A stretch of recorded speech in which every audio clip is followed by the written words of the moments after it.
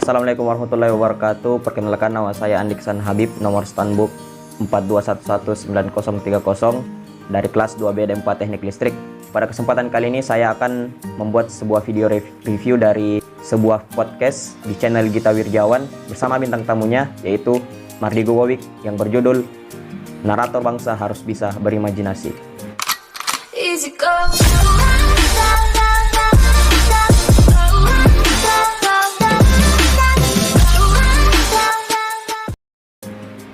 Dalam podcast tersebut terdapat dua orang yang hebat yang menjadi inspirasi anak muda zaman sekarang.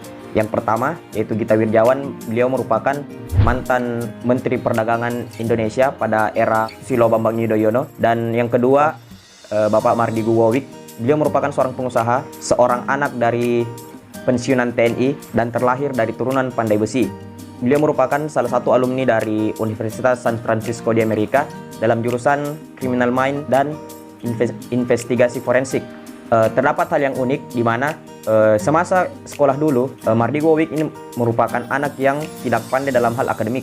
Terbukti dari nilainya yang cukup rendah, di mana nilainya itu 6, 6, 6, dan mungkin hanya ada satu yang tinggi, yaitu nilai agama beliau 8. Nah, mungkin ini bisa menjadi tamparan keras bagi orang-orang yang mengatakan bahwa nilai yang rendah tidak mampu kuliah di luar negeri. Nilai yang rendah tidak akan bisa kuliah di luar negeri. Mungkin Mardigo Wowik bisa menjadi salah satu bukti nyata bahwa dengan nilai rendah kita pun bisa kuliah di luar negeri. Dalam podcast bersama Gita Wirjawan, beliau membahas mengenai beberapa masalah yang terjadi di Indonesia. Yang pertama, dimulai dari membahas seorang ilmuwan Muslim pada abad ke-8, abad ke-7, abad ke-8, yaitu Al-Khawarizmi, di mana beliau merupakan ilmuwan Muslim yang mendasari kemajuan teknologi hingga sekarang ini. Al-Khawarizmi mengingatkan kita terhadap kemajuan teknologi pada abad ke-7 dan 8 di Timur Tengah, di mana pada saat itu Timur Tengah merupakan pusat pendidikan untuk seluruh dunia. Hingga hal tersebut berakhir ketika Baghdad diserang oleh pasukan Mongol dan semuanya sirna.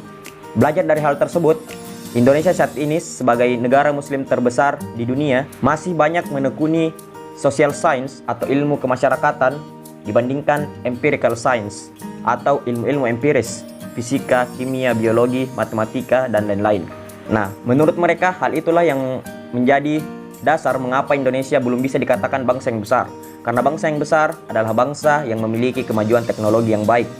Hal tersebut didasari karena kendala sistemik, di mana orang-orang di Indonesia lebih memilih membaca buku cerita dibandingkan buku sains atau buku-buku empiris. Hal tersebut dikarenakan narasi-narasi yang terdapat pada buku cerita itu lebih menarik daripada buku empiris yang cenderung membosankan. Menurut mereka, narasi-narasi yang terdapat di Indonesia itu sudah sangatlah bagus, akan tetapi naratornya masih kurang, di mana narator saat ini tidak memberikan sesuatu yang membuat para pendengarnya berimajinasi dengan apa yang dia sampaikan. Tokoh-tokoh seperti itulah yang masih kurang di Indonesia, di mana masih banyak narator yang tidak imajinatif dalam menampaikan narasinya. Mardigo Wowik menyampaikan terdapat dua tokoh yang menjadi idolanya. Yang pertama yaitu Bung Karno. Beliau sangat suka dengan buku Bung Karno berjudul Di Bawah Bendera Revolusi. Menurut beliau, buku itu mengajak para pembacanya untuk berimajinasi dengan isinya. Buku tersebut mirip seperti buku Hitler yang berjudul Perjuanganku. Dan yang kedua, beliau juga suka dengan salah satu tokoh dunia, yaitu Barack Obama, di mana beliau sangat suka dengan cara beliau menyampaikan narasi. Baik Obama maupun Bung Karno, mereka merupakan narator yang sangat imajinatif. Tokoh-tokoh seperti itulah yang masih sangat kurang di Indonesia sekarang ini. Hal tersebut dikarenakan budaya Indonesia adalah budaya pitutur atau budaya bertutur, bukan budaya membaca.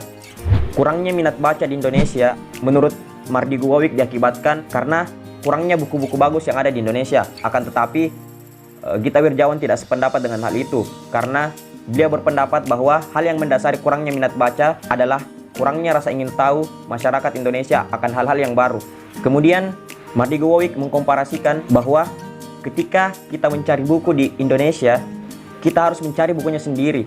Nah, itu berbeda dengan yang ada di luar negeri, salah satunya di Singapura, di mana pustakawan-pustakawan yang ada di sana itu mereferensikan buku yang ingin kita baca. Dalam artian, mereka juga membaca bukunya, tidak hanya sekedar tahu judul dari buku tersebut. Sehingga ketika di Indonesia kita mencari buku, maka di Singapura kita mencari pengetahuan.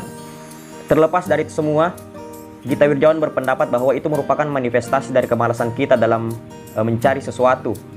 Namun, menurut Mardi Gowawik, beliau berpendapat bahwa ketika orang yang naik sepeda roda 4 ingin naik sepeda roda 2, maka memang harus di-guide, harus dipandu. Oleh karena itu, ketika kita ingin berkembang, ya merupakan suatu hal yang wajar ketika kita dipandu. Mungkin sekian video review kali ini. Saya akan menarik 3 buah kesimpulan pada video kali ini. Yang pertama, bangsa Indonesia belum bisa dikatakan bangsa yang... Hal tersebut dikarenakan karena kurangnya minat orang-orang di Indonesia dalam menekuni empirical science atau ilmu-ilmu empiris. Lebih banyak di antara mereka menekuni social science atau ilmu kemasyarakatan.